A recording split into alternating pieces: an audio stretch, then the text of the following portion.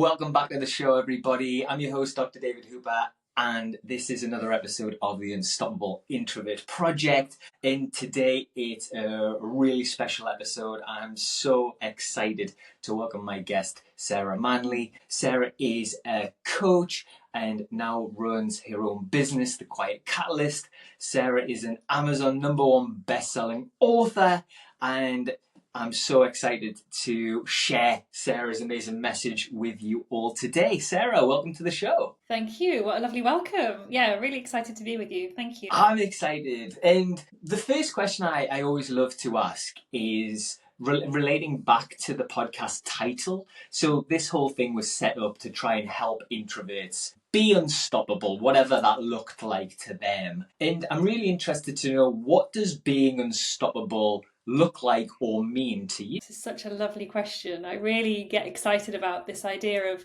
how introverts often are thought to be only reserved, only quiet, only stepping back, and this idea of like unleashing this unstoppable force. So I love the whole idea of the topic. For me, there's probably 3 or 4 things in this. So I think the first thing is passion. So, when you're really passionate about something, when you're really into it, I really believe anything is possible, and that passion and energy comes across. I think the second part is around expertise. And very often myself and fellow introverts, I think, love to dive deep into topics and become real experts. And it's that fusion of passion and expertise that helps to unlock things. But I think there's 2 things that sometimes get in our way. One is a confidence piece. And I think that's hard sometimes as introverts, where, we get told very often, you need to be more something. You need to be louder, you need to be bolder, you need to be bigger, you need to speak up, you need to be more. And so our confidence gets really knocked. So I think finding that inner confidence and self-belief really helps to unlock that unstoppable force. And linked to that, and I've experienced this in the last week with my COVID episode, is having good energy, for me, is the basis of everything as an introvert. I noticed yesterday I started some networking meetings and different things like that, but I wasn't fully recovered. I was really tired, and I knew I was really tired. And my energy and my confidence were just completely knocked. So I think, just getting that fusion of those 4 ingredients in the recipe, that for me is the unstoppable introvert. That's so exciting. I love that idea of those 4 different elements. I think it's a really interesting one about your energy. What do you mean by good energy? So for me, it's around, and I'm obsessed with energy, I have to say, because it's my big learning in my introvert life and corporate career. You can sometimes fake having energy, right? So we've all done those things in presentations or group meetings, whatever it might be, where you push yourself to do something that you're really uncomfortable doing, and you find the energy somewhere from the soles of your boots to do it. But it's actually even more exhausting because you're faking it. Not only are you expending your natural precious energy, but it's really fake. And I think that becomes quite a negative experience. So for me, it's a good energy. That positive energy is about knowing what really boosts you. So for me, it's sleep. Oh my gosh, I can sleep for England. Like, I need a lot of sleep. I need a lot of downtime and reflection time, solo time, definitely, and time in nature. These are my big things. I also need time with people, but not too much of it. But I do need some. I'm not a hermit. And over time, it's been learning, what are those boosters that are going to bring me energy? What are the things that really drain my energy? Now that I've started my own business, I have more headspace to proactively plan how I'm going to manage that balance. And I'm very grateful for that, because in theory, I control my own diary. Things happen. That doesn't always mean that's the case. In my corporate life, something got put in the diary and you had to do it that day. And it was hard sometimes to recover in between, build yourself back up again, recover afterwards, plan some energy boosting moments during the day. That was harder, but there are ways of doing it. That's the really good thing. But yeah, for me, if you've got your energy right, you really can do anything. You can build from there. Yeah. What were some of the triggers that you look out for or did look out for in your corporate role that maybe some of the listeners could start to look out for when their energy is starting to dip? What affected you? Yeah. So The big things that would affect me is when you had full days of things, really with no let up. So typically, if you had off-site workshops, I don't know how much they've got going again since COVID or not, but I used to travel a lot internationally as well. Wow. So we sometimes did like 3 or 4 day conferences. So at the time I was the marketing director for one of the big global categories. So I'm the host. I'm the hostess with the mostess, front and center of stage. And so I've done all the travel to get there. Wow. And I'm a person who likes habits and rituals. Yes. I like my routine. I like so I don't have to spend much energy. But you start traveling to somewhere new, all these sorts of things, that takes energy in itself. And I really learned how to travel low energy. That's another topic maybe. But, arriving at those congresses, you're chairing the meeting, you're leading from the stage in front of however many hundred people.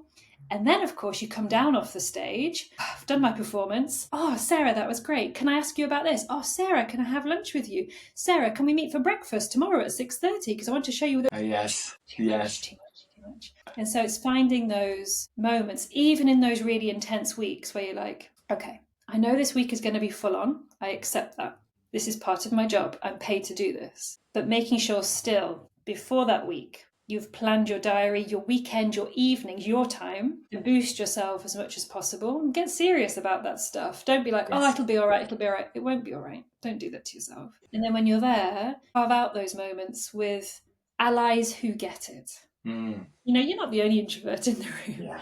So find those allies who say, should we go for that 20-minute walk together? But Nice. the walk is going to be pretty chill and not. Yeah.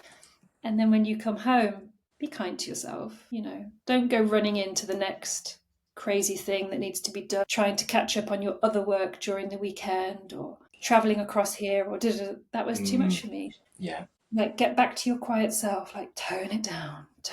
Absolutely. Yeah. And I think just you get more experience in knowing what those things are. That's a big example. But there are smaller examples as well. There might be particular meetings that always do that to you because of the tone of it or the dynamic in that meeting. Yes. So just learning. It's like taking a temperature check all the time, a bit of a pulse check. Do something, come out. How do I feel? Yeah. Don't just race to the next thing. Just 10 seconds. What happened? Am I up or down on my energy? Yeah. And just learn from that. Yeah. That's it. Oh, this is so good, Sarah. And it's really interesting that you're talking about this stuff because I'm currently going through this awakening, maybe. I'm not sure if that's the right word, but I'm certainly becoming more aware of my energy needs and what saps my energy and what doesn't or what improves it. And I am definitely one of the people who kind of would have to put their hands up and say, I rush from the next thing. And at the end of the day, I'm like, oh, what have I done? And it affects me for the next couple of days. So I think it's such an important topic. And before we continue to dive into this, it's so good. If someone who's listening is living under a rock and they haven't seen you on LinkedIn yet or on social media, how do you introduce yourself to those new people? How would you do that? Yeah. So I introduced myself as a coach and mentor, as you did. An author now, so the book was published just 6 weeks ago. And my whole premise is about helping introverts to thrive at work without the need to fake it till you make it. That's the whole ethos. Like we're incredible just as we are. You don't need to be all these things that we're made to feel like we need to be and fit a mold, wear a mask. No, you really don't. I promise. I've done it, and I've spoken to hundreds of people who've also done it. We've all learnt the hard way. I've got the t-shirt. The book is a bit the t-shirt, actually. The book is like, guys, I did it. Here it is. Over to you. Here's my learnings. But yeah, I'm really kind of on a mission, I have to say. And having had feedback from the book and now from clients that I'm coaching, I'm on really a bit of a mission, not only to support the introverts who want to feel heard and understood and, oh, thank goodness, it's not just me. I'm not broken. brilliant, let's do this. But also the organizations, the leaders who Yeah. might be more extroverted and not get it, just to shake the status quo and be like, let's not train everybody to fit this mold. Let's embrace diversity, not only on paper, but really like in practical terms. Let's think about how we set up our working environments to help quieter people thrive. Yes, it's yes. I think I'm going to just listen to this podcast back on repeat when we're done, Sarah. It's so what the world needs. And another thing that I'm not going to give the game away for the listeners. You'll have to wait till near the end of the podcast. But there's also something really special about you and what your business does when they work with clients. I can't wait to dive into. But we'll that's a little nugget at the end that we'll definitely come to. So everybody who's listening, continue to tune in because it's absolutely brilliant and inspiring. But before we get into that kind of thing too much, take us back to Sarah in the corporate world. How did you find being in that world, and what were your kind of initial roles that you did when you were first kind of starting your career? Yeah, so I had a 20-year marketing career. So I'd left university, I'd done a master's in marketing, and I found a great first job, I have to say. So I went in as a marketing assistant, marketing associate, I think was the title, in an orthopedics company called Stryker, based in Newbury. It was very much a sales-led organization, and marketing were a bit the kind of service for the sales team, I would say. So we did a lot of quite administrative kind of marketing. But it was in those early days, actually, that I started to realize two things. One was, I'm really quiet. I hadn't totally noticed that before at school and uni, where, at school, my school, where you speak when you're spoken to, you put your hand up in class to ask something. It wasn't big conversations. And actually a bit the same in university. You do project work in small groups, but I didn't really notice. I just had my little group of friends and that was fine.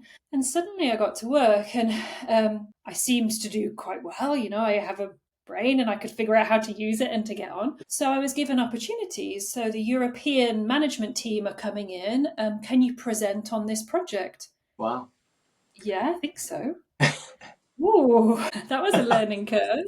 And I just didn't know what I didn't know. And, from their point of view, they could see an intelligent young woman, growing in her career and would give these opportunities. And I didn't realize until I came to do it and be like, flip, everyone else can do this. And this is really awful. And then please don't ask me questions at the end and I have to think on my feet.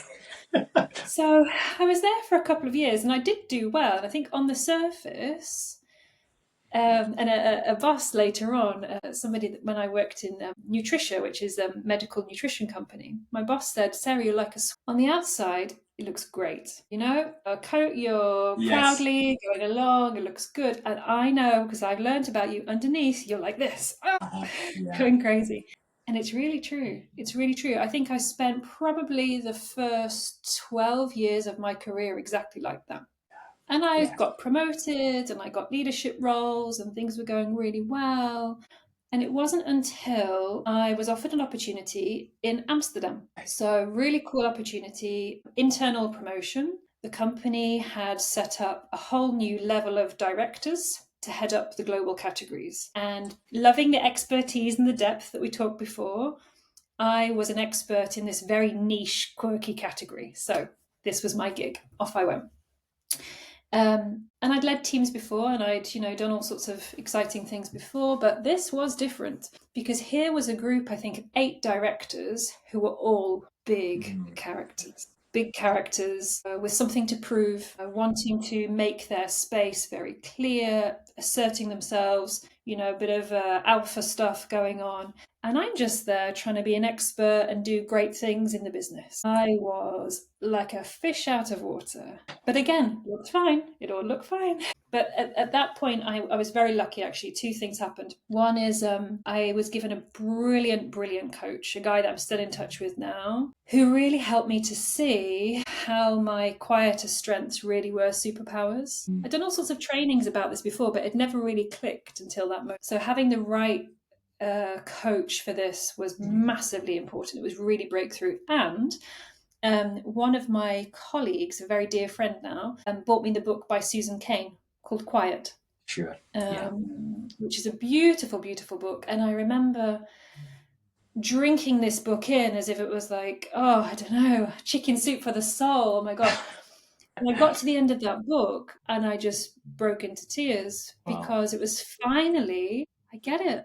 I get it. I get it. I get it. And really that for me was the whole catalyst behind everything else. So that was 2016, I think. Wow. And then since then, I was like, right, I get this now. I know how to use these strengths. I know how to work on my confidence, elevate my energy, build muscles in the things that I don't love doing, but I kind of need to. But I know how to get this balance right, the energy going in, going out. I don't always get it right, I'm only human, but at least I know how to do it. And then, the whole catalyst for this kind of success thereafter and more proudly being able to talk about introversion. And even in my corporate job, I would really make sure that when we were asked to do those leadership presentations to the bigger teams and departments, I'd always talk about being a quieter person and what that meant for me standing up there and what it meant for me before, during, after. And I was always delighted, proud really, of the response afterwards that people would come and say, thank you for saying that.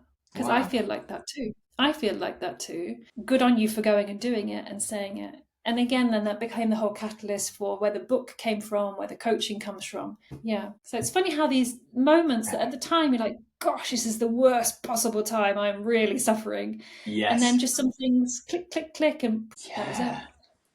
Oh, there's so much to unpick there. It's so inspiring though. If there's people listening who maybe they are in that corporate world and they are wanting to progress and they are ambitious, how did you get into that mindset almost of saying yes and taking on these big projects or big presentations? And how did you not allow your introversion or those those challenging thoughts to hold you back? What do you think? Yeah. I think there's a couple of important things there. One is I always tell people start with your strengths. So often when we're given opportunities that stretch us, but I can't because.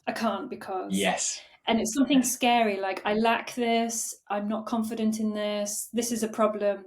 Those things are true, but you've got a heap of strengths to build from. So go back to, I will be able to do this because I have these skills, I have these strengths. And then think about how you can extrapolate those, reframe those to help you conquer some of the things that do scare you and do put some fear into you because you don't have experience in them yet, or they are pushing you out of your comfort zone. So definitely start with your strengths. And the other thing is you're not alone. So again, it tends to be very much, I can't do this because I've got a problem. Find your allies and find your supporters. And I was really lucky at several points in my career. I can think of people who were really my champions or my cheerleaders, who helped me a great deal. Not only the coach that I mentioned, but other senior leaders who saw some potential and just saw this, this barrier to wanting to step up and to do things. But those champions would really help me.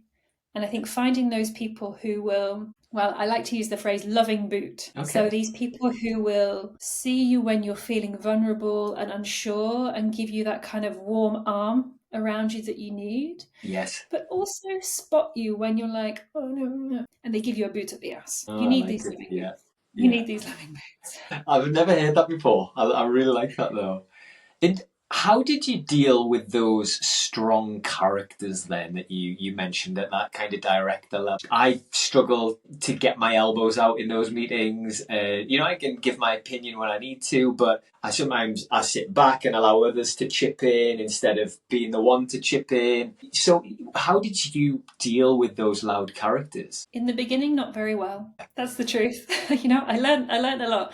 I'll give you maybe a before and after picture. So the before the bidding moments, I really tried to be them. I really tried to copy them. Yes. because I could see them all doing it, and people would make points in meetings, and then the VP would be like, "Oh, that's a brilliant point," and I'd be sitting there going, "What? It's not even relevant. What are you talking about?" And people would be talking over each other, and blah blah blah. It's like, okay, this is how we are successful. This is what I need to do. So I would try my best. Even thinking about it now, oh my god, I laugh or cry.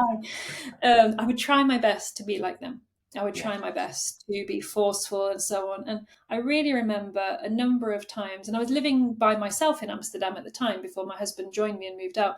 And I remember several evenings there going, why have I done this? This is awful. This is really unpleasant, more than unpleasant. I am nosediving on the sofa. As soon as I get home, I am shattered. I just binge watch telly as some kind of like soothing something. I don't want to go tomorrow. I do not want to go the next day. Horrible. Not nice. So stop. Don't do that anymore. If anybody listening to this is doing that, you don't have to, I promise. Here comes the good bit. So what would I do instead? So again, it's starting from strengths. So they're strong at what they're strong at. You're strong at what you're strong at. For me, that was that kind of superpower of really listening, really understanding, really seeing what was going on in the conversation, having this expertise about my category, about the business, being able to connect the dots in different ways that wasn't just A, B, C, but I could see the patterns in things and put them together. I would be able to articulate them really clearly and really strongly in a way that made people go, oh yeah, didn't think about that. And really stop people. So with these sorts of superpowers, instead of forcing myself just to say any old thing as loudly as possible, say, right, I have these strengths. They're really important. And actually those strengths can make the difference to this conversation. Yes. So that helped me boost a bit the self-belief and the confidence of what I'm going to say and how I'm going to say it is going to have an impact and is going to be important. So you're coming from a place of strong internal conviction rather than, I hope this sounds all right, well, which is horrible. That strong internal conviction. And then I think the other important thing is to put this on the table, to talk about your needs, to talk about your preferences with the group that you're in, with the chair of the meeting, so that they make space for you.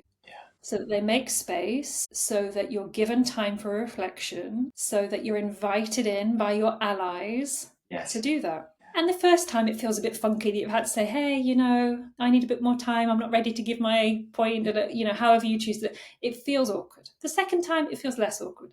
By the time you're in that rhythm of doing it, people will just start looking at you knowing you've got something to say, like, where is it? So it's just going through that process, believing that you have that really valuable contribution to make. So sometimes you need to get those spiky elbows out because people are human. They forget. And people have egos and they're busy. Oh, the meeting's finished. We need to move on. Excuse me.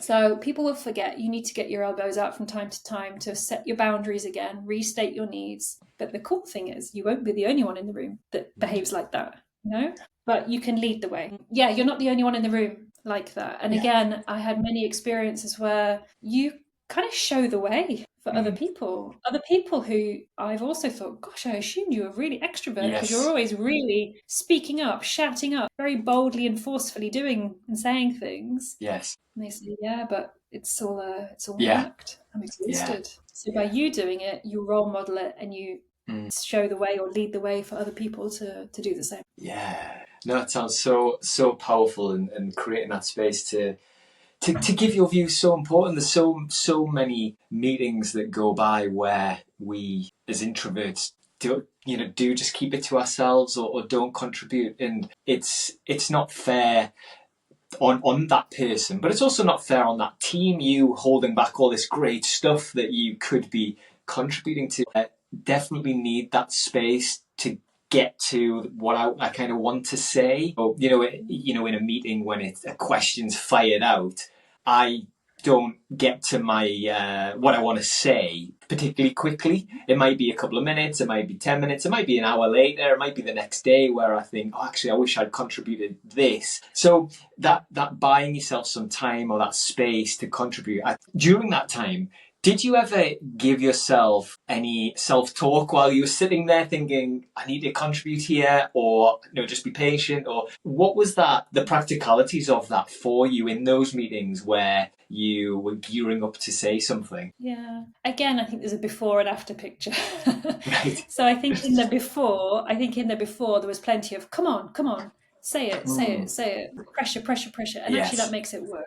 Yes. Because once a manager said to me, just as you mentioned, I'd sit in meetings and not say anything. And he said to me very rightly one time, Sarah, you can't come to these meetings and say nothing. You can't. People are expecting you, as in your role, to contribute. You need to. That made it worse. Because now I had all this pressure of like, oh my gosh, I'm going to have to say something. And when I say it, it better be right and it better be good, because you don't say things very often. So, Yes. Yes. or Yes. again, stop. So where I got to was really a different mindset. And well, actually, there's two things. One is a mindset and one is a physical thing. So remind me to talk about the physical thing, because I think that's important. On the mindset piece, it was, again, just knowing that I have something of value to bring. Really, truly believing that. And that takes work sometimes, because you start to question yourself. Well, somebody else kind of said that before. Or, oh, the conversation's moved on now, so it's too late for me to put it in. Yes. Or it's Yes. the next day, and you're right, I do that too. Oh, flip, I wish I'd mentioned that. That would have been a good point. Oh, it's too late now. No, it's not. Add the value in, have the confidence that people are going to want to hear it, because what you say will make a difference. Nobody else said it. It's your job to go and put it in. But just giving yourself a bit of a break. Yeah. Otherwise, we have three conversations happening in our head. We have the conversation that's happening in the room, that we're listening to so actively, and, body language and energy and what else is happening. We've got the conversation on ahead of what we might want to say, and we've got the conversation on ahead of how awful we are for not saying it. Yeah. No. Yeah. What we're doing to ourselves. So I think just, relaxing, going with it, your contribution will come. And really, if this is a block for you, please do find those allies in the room who will help you get in the conversation. Yes. Who will say, hey, Sarah, hey, David, Yeah. would you like to add something at this point? Yeah. And feel free, if you're ready, say, yes, I've been thinking. Two things. One, two. And this is often, you'll notice I do it in the podcast a lot. Yeah, there are two things. It gives me time to think. I don't always know what the second thing is, but it gives me time to think, because something will come. Tips and hints. But also don't be afraid to say, I do want to say something, but I haven't fully formulated it yet. Just come back to me in a second.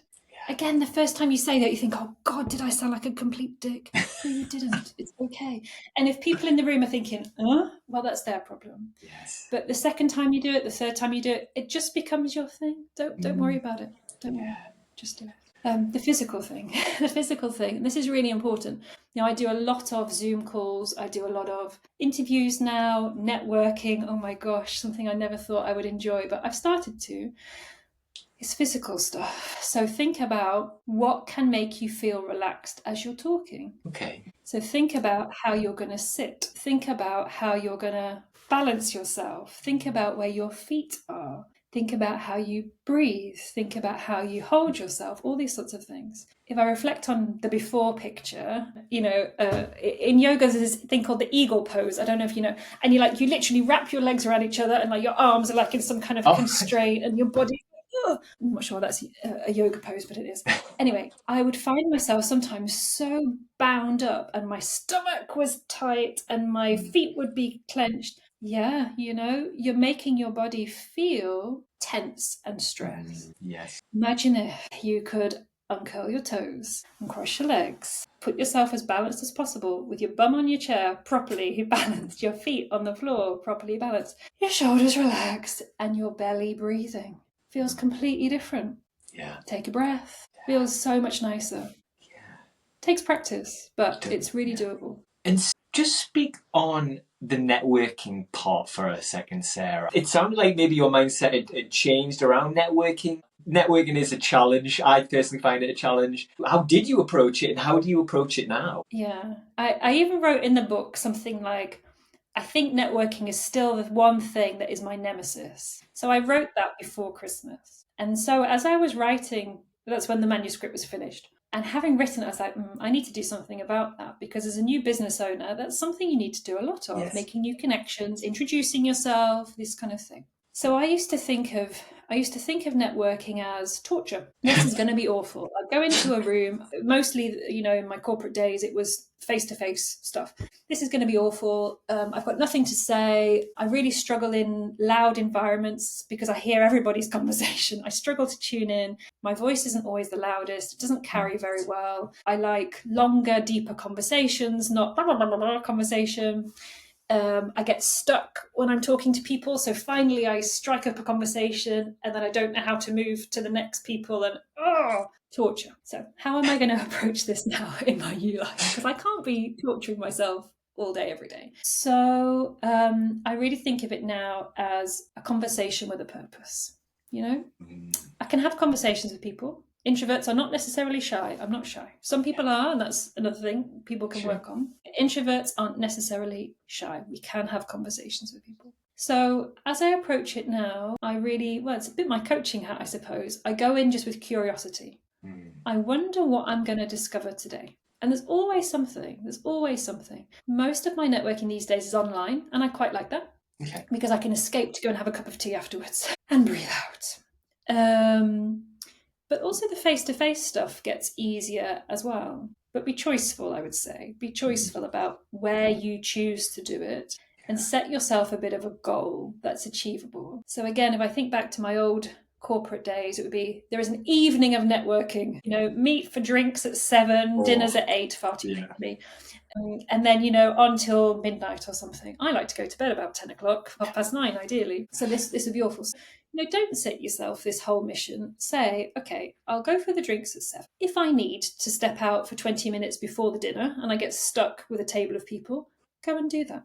Just go and do it. People will be going out for cigarettes and other things, so you can go out for a walk or do whatever you need to do. That's okay. Dinner networking, you get stuck next to people. Are you going to run out of conversation? Sometimes, yeah. But conversation is, at least two-way, if not more. It's everybody's responsibility. It's not all your pressure. It's not all your pressure to make the conversation. And you can and you will find things of common interest. Sometimes you really have to search for them, but you can, and it's okay. Again, be kind to yourself. You don't have to be the best dinner guest they've ever sat next to. It's fine. It's fine. And then after the dinner, people go into the bar and blah blah blah blah. Again, say, I'm going to be here for 20 minutes. Say that to yourself. I'm going to be here for 20 minutes. If I'm enjoying it, I'll stay. If I'm really not enjoying it, then go. It's okay.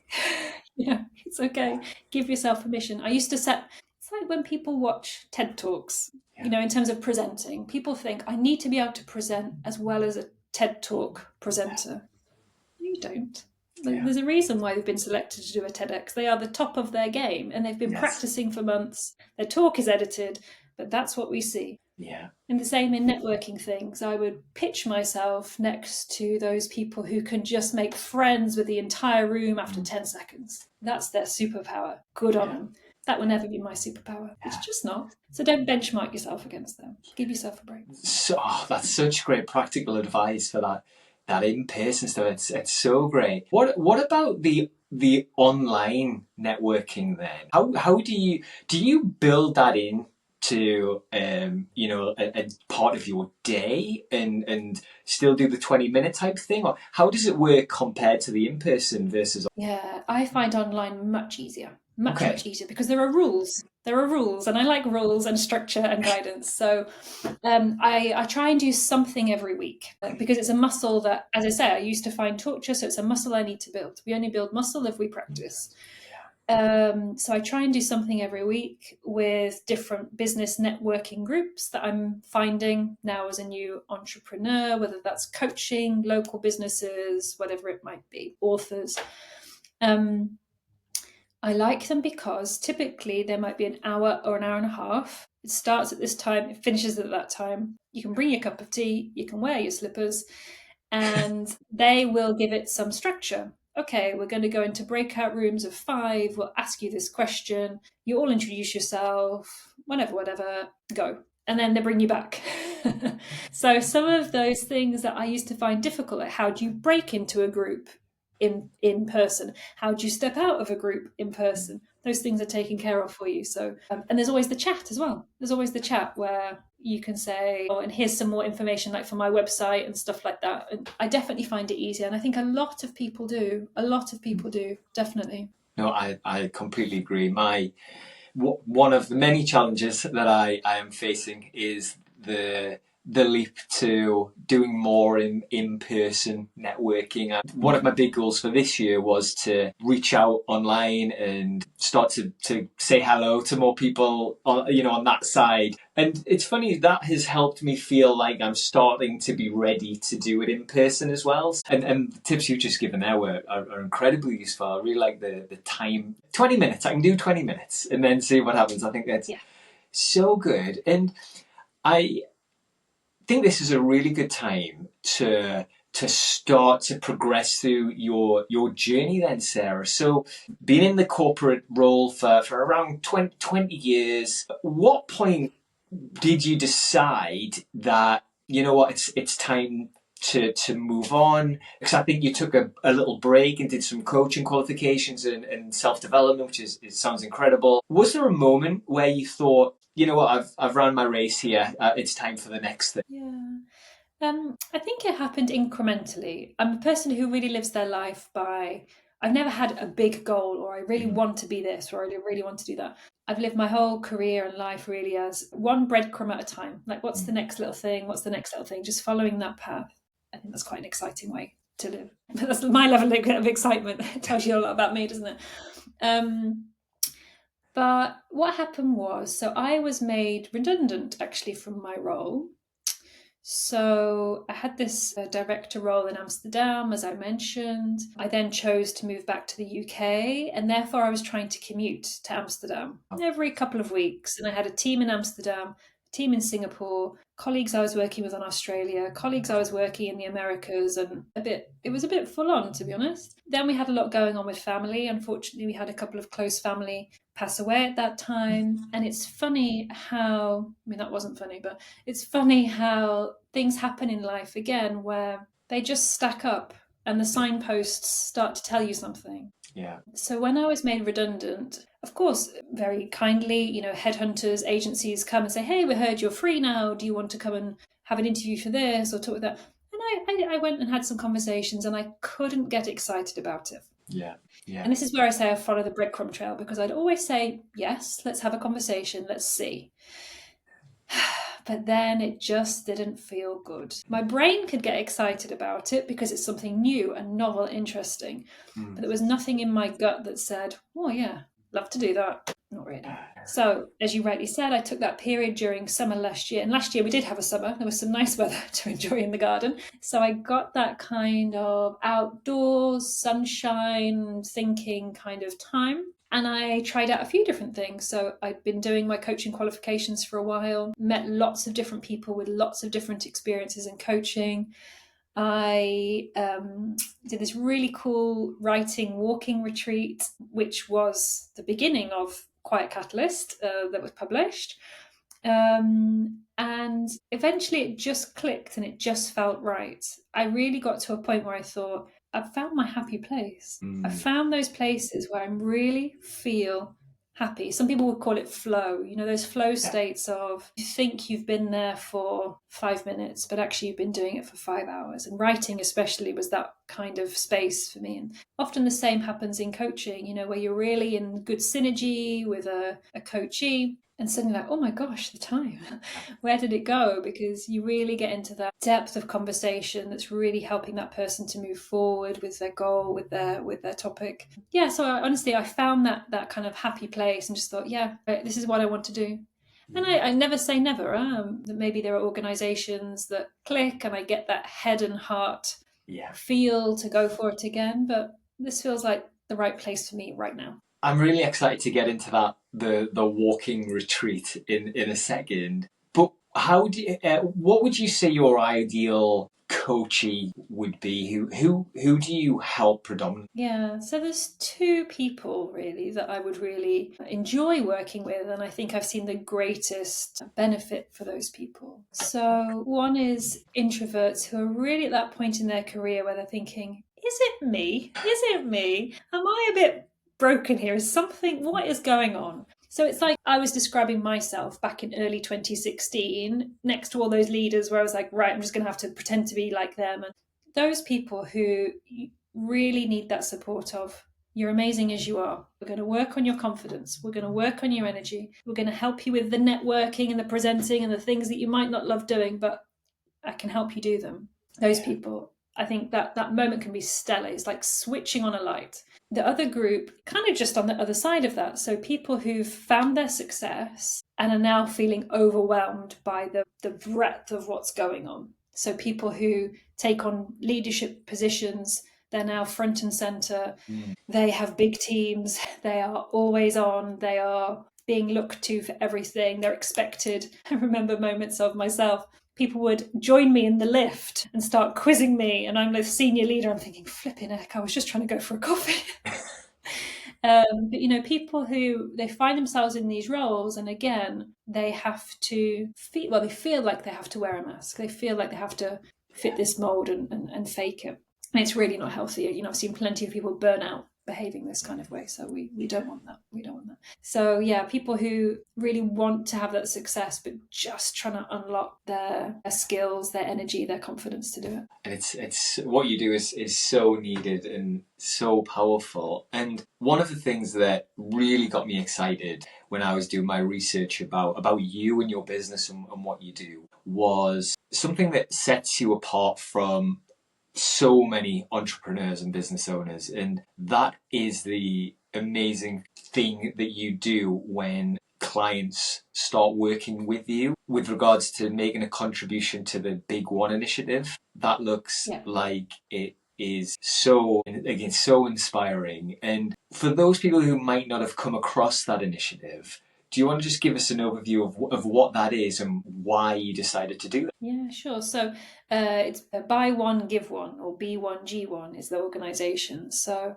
the whole premise of Buy One, Give One is that for every interaction or every sale you make as a business, whether it's a one-person business or 100,000 people business, you make a contribution to a cause. So Buy One, Give One is the platform to do that. Brilliant organization. I've had a number of calls with them, and there's just a great culture in that company. So they support projects around the world linked to the Sustainable Development Goals of the UN. So there might be environmental projects, human projects, social projects, medical projects, literacy projects.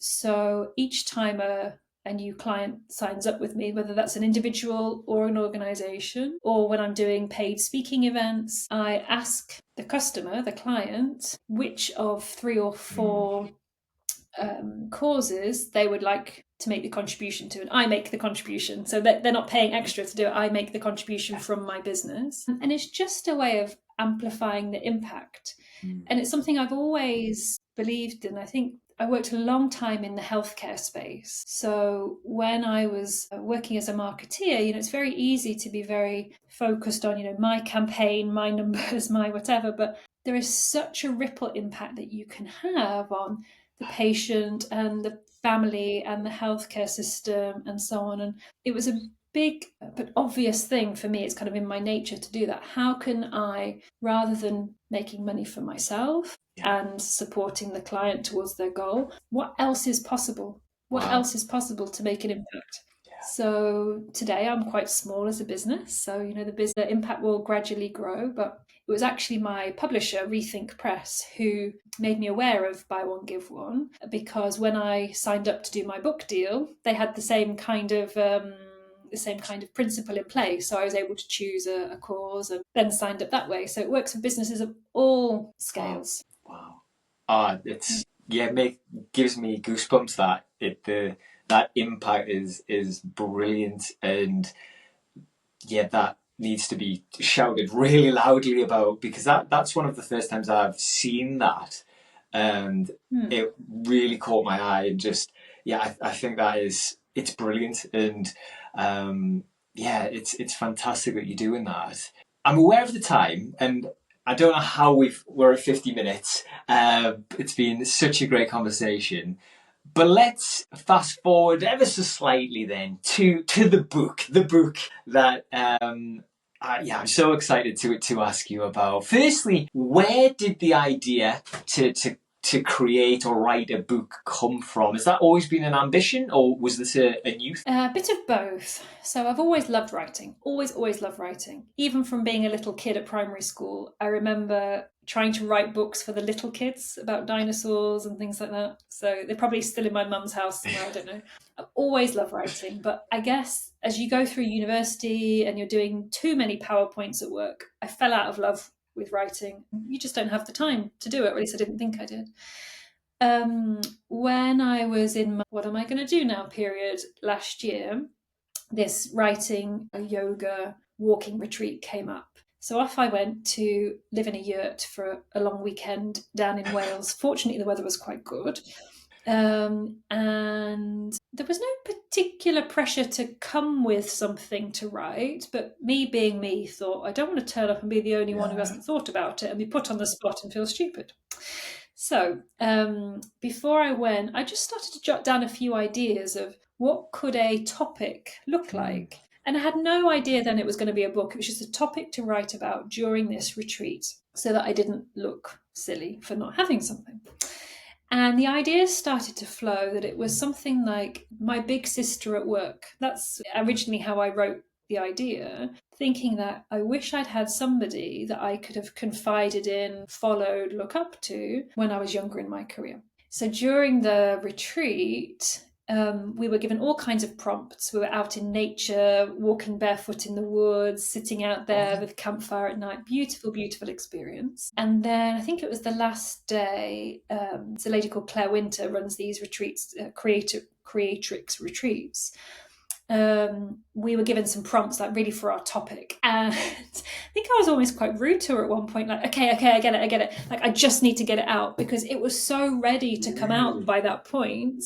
I've still got the post-its somewhere, like this pile of post-its that just came out of all of these ideas. And then of course, like many of these things, you come home after such a training or workshop, and I didn't think about it. It just went in the book. And that was it. And then whilst I was training as a coach, I did a lot of peer-to-peer coaching. We're practicing on each other.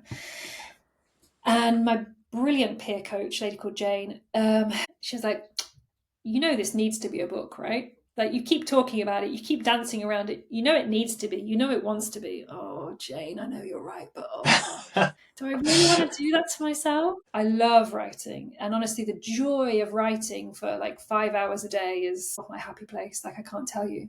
But to put yourself out there as an author, that's a different topic. That was quite scary, but no, I'm really chuffed that I went for it. I'm really chuffed that I went for it. It was something that I'd always kind of said, oh, it'd be lovely to write a book one day, just for the love of writing. But honestly, it's quite overwhelming sometimes, the feedback that I've had from people who have said, and these are people I don't know, not my friends and family saying, oh, well done, which is also very nice. But really complete strangers saying, I wish I'd had this book 10 years ago. Wow. Or, what you've articulated in your book is exactly what I've had in my head, but I didn't know who to tell. Wow. Or on the topic of energy in particular, what you've shared is kind of what I knew about myself, but I didn't really know why or what to do about it. And now I get it. And now I feel so much better. Wow. That's quite overwhelming to receive sometimes. Grateful for it. If anybody's read it, I'm very happy to receive those things, don't get me wrong. But yeah, that was a little pile of post-it notes in the woods last July. Wow. So what an experience. Yeah. That is so amazing. And obviously it was a success, #1 Amazon bestseller.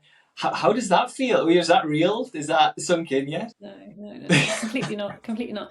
I don't even know. No, it hasn't sunk in. So it's 6 weeks ago. I think it was 6 weeks ago last Tuesday. The launch day itself was the most strange out of body experience ever. It's like you're watching somebody else do it. How did this come to be? And then as you watch yourself go up the chart during the day, which is like some kind of sadist activity where you haven't gone up for an hour and you're like, oh, what's happened? Oh, wow. Yeah. It's overwhelming. No, it hasn't sunk in. It definitely hasn't sunk in. It's really obscure. I think because the whole thing also happened so fast. From the idea of the book, writing the book, finishing the manuscript, sending it off, copy editing, publishing, blah, blah, blah. I think it'll take quite a while.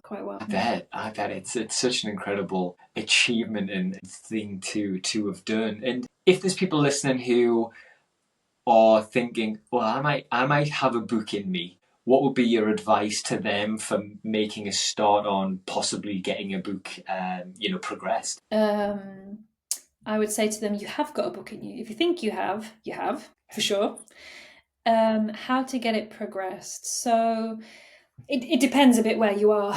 Sure. So I think the first thing is just start writing. Just start writing. Your book isn't going to go anywhere if you haven't actually written it. A lot of people do sit with the idea in their head or a pile of post-it notes like I did. Just start writing and don't worry about making it good. Just write it, and please try and handwrite it. If it's physically possible for you to handwrite it, try and handwrite it. It makes a difference. There's something with your brain hand connection. It's different. If you can't, try and speak it. So record it and speak it on your phone. Typing it creates a bit of a barrier for most people, at least. Yeah. Write your book, write it, get it down on paper.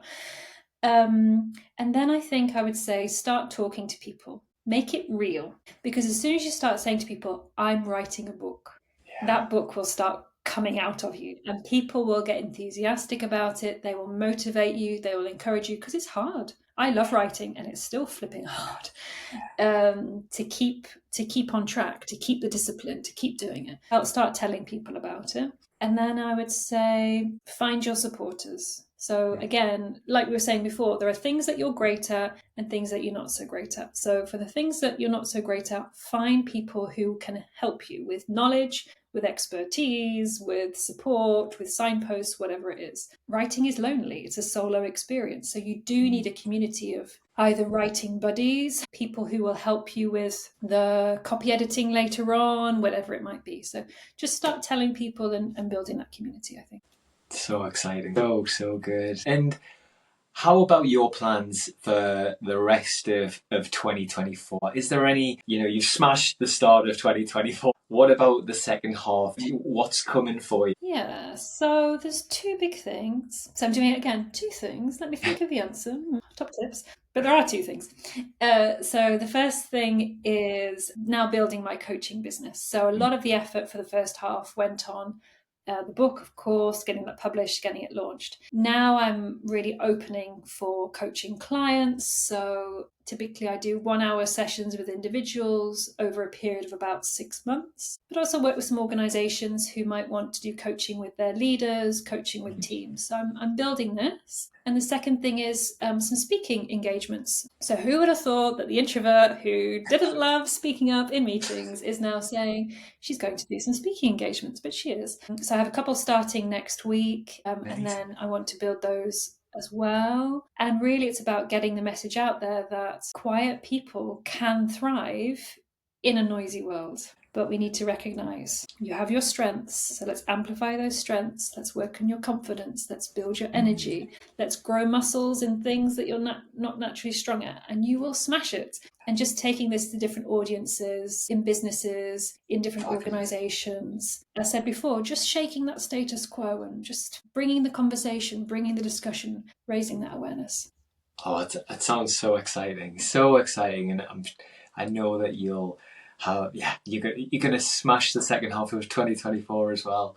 Sarah's just been absolutely fabulous. Where can people come in and find you and follow you and work with you? Where's the best place for them to find you? Yeah, perfect. So I'm most active on LinkedIn. So you'll find me there as just Sarah Manley TQC for the Quiet Catalyst.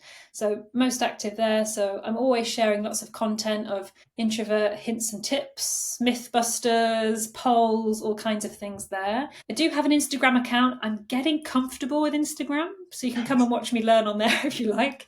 And then I also have my website, thequietcatalyst.com, where you find everything about my coaching and mentoring, the book. And I just launched a newsletter, actually. So if you go onto the website, you should also be invited to sign up for the weekly newsletter. And again, full of hints and tips, inspiration, some signposts to resources, interviews with fellow introverts. So it's not just me droning on about stuff, but you get to hear from other people's experiences as well. So yeah, lots of good stuff. But LinkedIn and website, probably my best resources for you. Amazing. And I will link all of your tags and websites in the description as well, so people know exactly how to get a hold of you, and I'm sure that they will. Sarah, thank you so much for spending some time with me this afternoon. It has been an absolute pleasure. Thank you. Likewise, really enjoyed our conversation. So happy to hear so much of it resonates. And yeah, as you hear, I get very passionate as I start talking about it. Unstoppable, I think you would call it.